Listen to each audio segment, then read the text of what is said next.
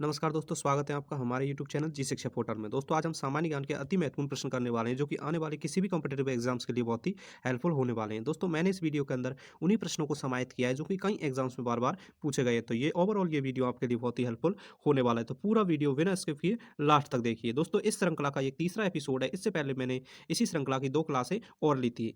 तो प्लीज़ उन्हें भी आप उस इस वीडियो के बाद देख सकते हैं। तो चलिए वीडियो स्टार्ट करते हैं। दोस्तों, जो आज का हमारा पहला प्रश्न है वो है, रामकृष्ण मिशन की स्थापना किसने की?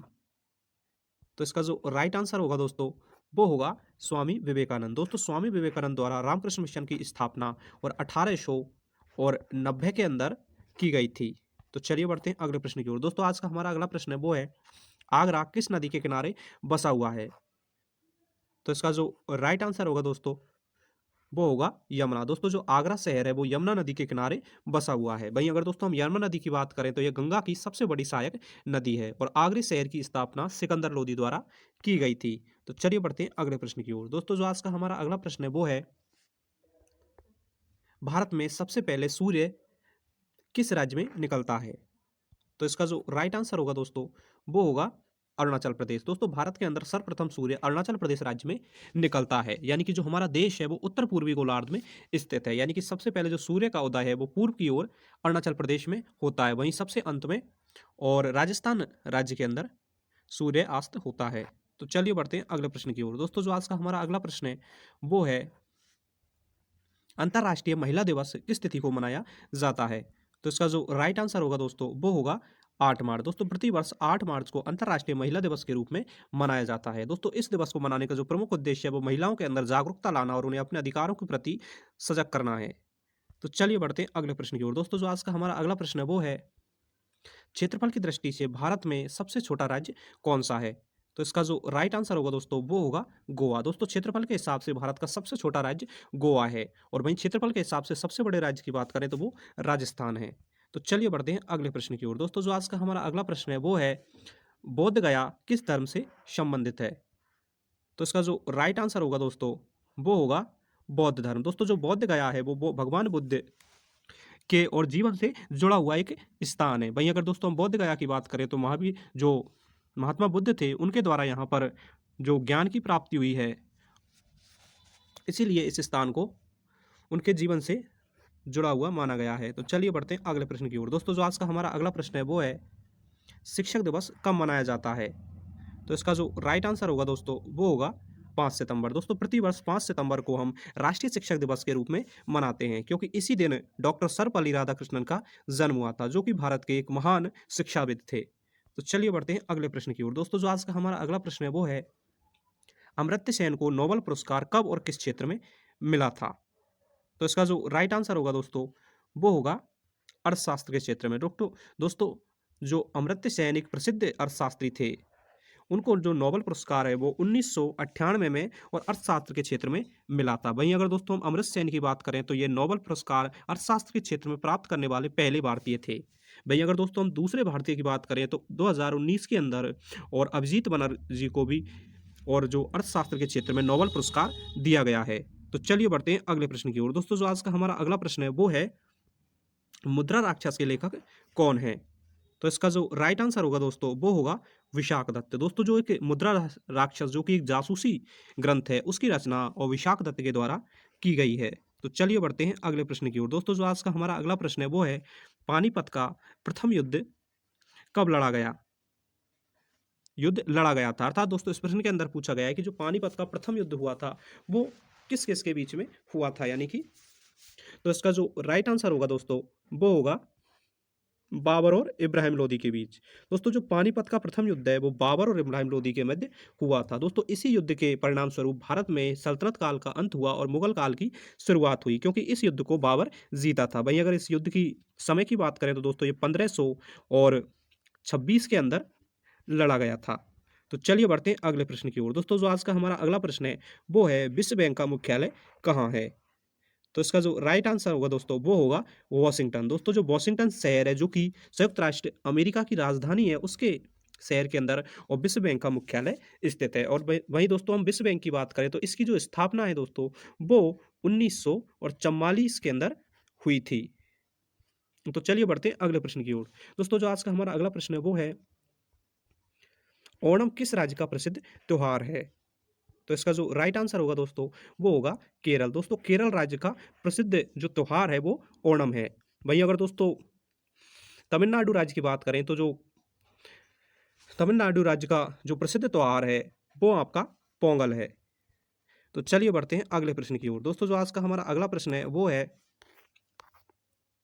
वास्को डी गामा कहाँ का रहने वाला था? यानी कि दोस्तों इस प्रश्न के अंदर पूछा गया है कि जो प्रसिद्ध एक समुद्री यात्री थे वास्को डी गामा वो किस देश से संबंधित थे? तो इसका जो राइट आंसर होगा दोस्तों वो होगा पुर्तगाल। दोस्तों जो वास्को डी गामा जो एक प्रसिद्ध समुद्री यात्री था वो पुर्तगाल देश से संबंधित था। वहीं दोस्तों वास्को डी गामा द्वारा इस सन 1498 द्वारा यूरोप से और भारत का जो समुद्री मार्ग था उसकी खोज की गई थी।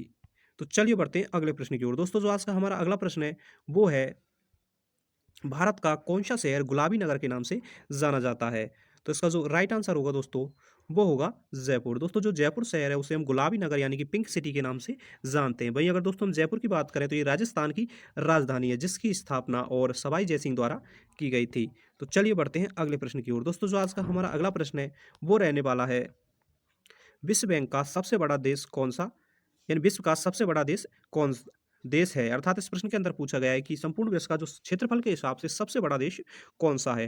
तो इसका जो राइट आंसर होगा दोस्तों वो होगा रूस। दोस्तों जो रूस देश है जिसे हम रसिया के नाम से भी जानते हैं वो विश्व का क्षेत्रफल की दृष्टि से सबसे बड़ा देश है। वहीं अगर दोस्तों हम रूस देश की बात करें तो इसकी राजधानी मास्को है। वह यह देश दो महाद्वीप यानी एशिया और यूरोप के अंदर फैला हुआ है और हाल ही में रूस और यूक्रेन के मध्य युद्ध होने के कारण ये देश चर्चा में था। तो चलिए बढ़ते हैं अगले प्रश्न की ओर। दोस्तों जो आज का हमारा अगला प्रश्न है वो है, सिम का पूर्ण रूप क्या है? अर्थात इस प्रश्न के अंदर पूछा गया है कि जो सिम होती है उसकी जो फुल फॉर्म होती है वो क्या होती है? तो इसका जो राइट आंसर होगा दोस्तों वो होगा सब्सक्राइबर आइडेंटिटी मॉड्यूल। दोस्तों जो सिम होती है उसकी फुल फॉर्म होती है सब्सक्राइबर आइडेंटिटी मॉड्यूल। तो चलिए बढ़ते हैं अगले प्रश्न की ओर। दोस्तों जो आज का हमारा अगला प्रश्न है वो है, अशोक का उत्तराधिकारी कौन था? तो इसका जो राइट आंसर होगा दोस्तों वो होने वाला है कुणाल। दोस्तों जो कुणाल था वो अशोक का उत्तराधिकारी था। अर्थात दोस्तों अशोक के बाद में और जो गद्दी पर बैठा था वो कुणाल था। तो चलिए बढ़ते हैं अगले प्रश्न की ओर। दोस्तों आज का हमारा अगला और 18वां प्रश्न है, उसमें बढ़ने से पहले आप सभी से रिक्वेस्ट है कि अगर आपको वीडियो पसंद आ रहा है और मेरे द्वारा कराए गए प्रश्न आपके लिए वाकई हेल्पफुल हैं तो अभी हमारे यूट्यूब चैनल जी शिक्षा पोर्टल को सब्सक्राइब करें और इस वीडियो को अपने दोस्तों के साथ शेयर करें। तो चलिए बढ़ते हैं अगले प्रश्न की ओर। दोस्तों जो आज का हमारा अगला प्रश्न है वो है दोस्तों, संसार का सबसे बड़ा फूल कौन सा है? तो इसका जो राइट आंसर होगा दोस्तों वो होगा रेपलेसिया। दोस्तों जो रेपलेसिया नामक फूल होता है वो संसार का सबसे बड़ा फूल है। तो चलिए बढ़ते हैं अगले प्रश्न की ओर। दोस्तों जो आज का हमारा अगला प्रश्न है वो रहने वाला है, बायोगैस का प्रमुख अवयव है। अर्थात इस प्रश्न के अंदर पूछा गया है कि जो बायोगैस होती है, जो बायोफ्यूल गैस होती है उसका जो प्रमुख अवयव है वो कौन सा है? तो इसका जो राइट आंसर होगा दोस्तों वो होगा मीथेन। दोस्तों जो बायोगैस होती है उसका प्रमुख अवयव मीथेन होता है जिसका जो रासायनिक सूत्र होता है वो होता है दोस्तों CH4। तो चलिए बढ़ते हैं अगले प्रश्न की ओर। दोस्तों जो आज का हमारा अगला प्रश्न है वो है, तारों और तारों और सूर्य की ऊर्जा का स्रोत क्या है? अर्थात दोस्तों इस प्रश्न के अंदर पूछा गया है कि तारों और सूर्य से जो ऊर्जा प्राप्त होती है वो किस अभिक्रिया द्वारा प्राप्त होती है? तो इसका जो राइट आंसर होगा दोस्तों वो होगा नाभिकीय संलयन। दोस्तों तारों और सूर्य पे जो ऊष्मा का प्रमुख जो स्रोत है दोस्तों वो है नाभिकीय संलयन। यानी कि दोस्तों जो न्यूक्लियर फ्यूजन होता है उसी के कारण हमें और तारों और सूर्य से ऊष्मा प्राप्त होती है जिसमें हमें नाइट्रोजन, जो हीलियम गैस है वो नाइट्रोजनों के अणुओं में विभक्त होती है। तो चलिए बढ़ते हैं अगले प्रश्न की ओर। दोस्तों जो आज का हमारा अगला प्रश्न है वो है, रमन मैग्सेसे पुरस्कार किस देश द्वारा प्रदान किया जाता है? तो इसका जो राइट आंसर होगा दोस्तों वो होगा फिलीपींस। दोस्तों जो रमन मैग्सेसे पुरस्कार है जिसे एशिया के नोबेल पुरस्कार के रूप में भी जाना जाता है वो फिलीपींस देश द्वारा दिया जाता है। दोस्तों हाल ही में 2019 के अंदर जो भारत के एक पत्रकार हैं रवीश कुमार, उनको ये पुरस्कार मिला था। तो चलिए बढ़ते हैं अगले प्रश्न की ओर। दोस्तों जो आज का हमारा अगला प्रश्न है वो है, मानव में सर्वप्रथम किस धातु का प्रयोग किया? अर्थात इस प्रश्न के अंदर पूछा गया है कि मानव द्वारा खोजा गया जो पहला धातु है वो कौन सा था? तो दोस्तों वो था आपका तांबा। दोस्तों तांबे का प्रयोग सबसे पहले और मानव द्वारा किया गया था। तभी दोस्तों हम सिंधु घाटी सभ्यता जो थी इसे हम, इसमें जो तांबे का यूज़ है वो हमें देखने को मिलता है। तो मानव द्वारा सर्वप्रथम यूज़ किए जाने वाला धातु तांबा है। तो चलिए बढ़ते हैं अगले प्रश्न की ओर। दोस्तों जो आज का हमारा अगला प्रश्न है वो है, कोयले में सर्वाधिक उत्पादन कहाँ होता है? अर्थात दोस्तों इस प्रश्न के अंदर पूछा गया है कि जो कोयले का सर्वाधिक प्रोडक्शन है, वो कहाँ होता है? तो इसका जो राइट आंसर होगा दोस्तों, वो होगा झारखंड। दोस्तों जो झारखंड राज्य है, जो कि छोटा नागपुर के पठार के अंदर स्थित है, उसमें सर्वाधिक कोयले का उत्पादन किया जाता है। तो चलिए बढ़ते हैं अगले प्रश्न की ओर। दोस्तों जो आज का हमारा अगला प्रश्न है वो है, सिखों का प्रमुख त्योहार कौन-सा है? तो इसका जो राइट आंसर होगा दोस्तों, वो होगा वैशाखी। दोस्तों सिखों का जो प्रमुख त्योहार है वो वैशाखी त्योहार है, जो प्रमुख रूप से जो अप्रैल माह के अंदर ये त्योहार आता है। तो चलिए बढ़ते हैं अगले प्रश्न की ओर। दोस्तों जो आज का हमारा अगला प्रश्न है वो है, लौह पुरुष किस महापुरुष को कहा जाता है? अर्थात दोस्तों लौह पुरुष के नाम से प्रसिद्ध जो महापुरुष हैं वो कौन से हैं? तो इसका जो राइट आंसर होगा दोस्तों, वो होगा सरदार वल्लभ भाई पटेल। दोस्तों जो सरदार वल्लभ भाई पटेल हैं, उन्हें लौह पुरुष के नाम से जाना जाता है। दोस्तों ये टाइटल उन्हें इसलिए दिया गया है क्योंकि उन्होंने संपूर्ण भारत का जो एकीकरण करने में सबसे बड़ा योगदान निभाया था। तो चलिए बढ़ते हैं अगले प्रश्न की ओर। दोस्तों जो आज का हमारा अगला प्रश्न है वो है, नेताजी किस महापुरुष को कहा जाता है? तो इसका जो राइट आंसर होगा दोस्तों, वो होगा सुभाष चंद्र बोस। दोस्तों जो सुभाष चंद्र बोस थे, उन्हें और महात्मा गांधी द्वारा नेताजी की जो उपाधि है वो दी गई थी। वहीं अगर दोस्तों हम सुभाष चंद्र बोस की बात करें तो इन्होंने आज़ाद हिंद फौज की स्थापना की थी। वहीं इनके द्वारा इंडियन स्ट्रगल नामक पुस्तक भी लिखी गई थी। तो चलिए बढ़ते हैं अगले प्रश्न की ओर। दोस्तों जो आज का हमारा अगला प्रश्न है वो है, पुलित्जर पुरस्कार किस क्षेत्र में प्रदान किया जाता है? तो इसका राइट आंसर होगा दोस्तों, वो होगा पत्रकारिता। दोस्तों पत्रकारिता के क्षेत्र में जो प्रसिद्ध पुरस्कार है, पुलित्जर पुरस्कार, वो प्रतिवर्ष दिया जाता है। इसे दोस्तों पत्रकारिता का नोबेल भी कहा जाता है। तो चलिए बढ़ते हैं अगले प्रश्न की ओर। दोस्तों जो आज का हमारा अगला और 28वें नंबर का प्रश्न है वो है, भारत के पहले मुख्य चुनाव आयुक्त कौन थे?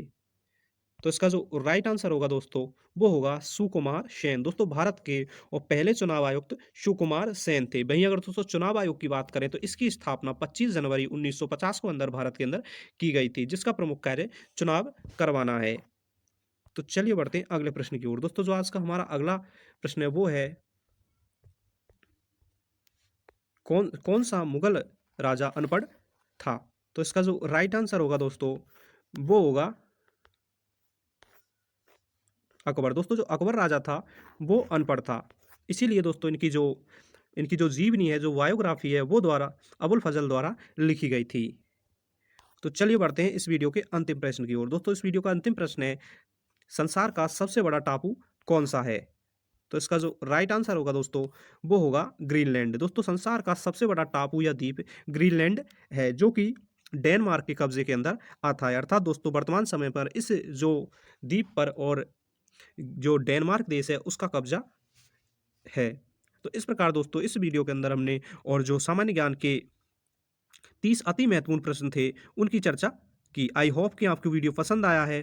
तो अभी हमारे यूट्यूब चैनल जी शिक्षा पोर्टल को सब्सक्राइब करें और इस वीडियो को अपने दोस्तों के साथ शेयर करें, और इसी प्रकार के वीडियो देखने के लिए हमारे यूट्यूब चैनल जी शिक्षा पोर्टल के साथ जुड़े रहें। दोस्तों मैं विश्वास दिलाता हूं कि आने वाले समय में आपको इस चैनल पर इससे भी अच्छी अच्छी जो करंट अफेयर है और अन्य महत्वपूर्ण वीडियो देखने को मिलेंगी। तो प्लीज़ हमें सपोर्ट करें और हमारे यूट्यूब चैनल जी शिक्षा पोर्टल को सब्सक्राइब करें। धन्यवाद।